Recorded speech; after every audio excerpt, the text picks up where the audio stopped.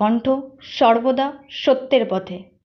এই মুহূর্তে সবথেকে বড় খবর, বীরভূমের জাজিগ্রাম জাগরণী পাঠশালায় ভোটের ডিউটিতে কর্মরত কেন্দ্রীয় বাহিনীর জওয়ান হঠাৎই গুরুতর অসুস্থ হলে রামপুরহাট গভর্নমেন্ট মেডিকেল কলেজে হাসপাতালে নিয়ে আসা হলে কর্মরত চিকিৎসক মৃত বলে ঘোষণা করেন। রামপুরহাট চত্বরে কেন্দ্রীয় বাহিনীর জওয়ান এবং অধিকারিকরা ময়নাতদন্তের জন্য রয়েছে হাসপাতালে পুলিশও। মৃত জওয়ানের নাম মহেন্দ্র সিং, তবে ঠিকানা এখনও জানা যায়নি।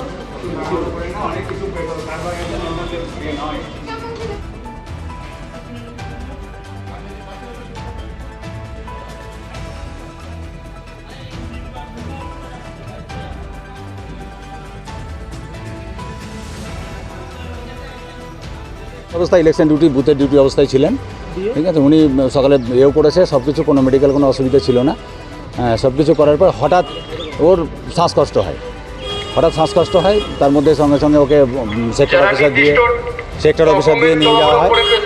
সেক্টর অফিসার নিয়ে যাওয়ার পরে নিয়ে যাওয়ার পরে ওকে পাইকোট প্রাথমিকে নিয়ে যাওয়া যায়, ওখান থেকে রেফার করে দেয় আইসিইউর জন্য আমরা রামপুরহাটে নিয়ে আসি।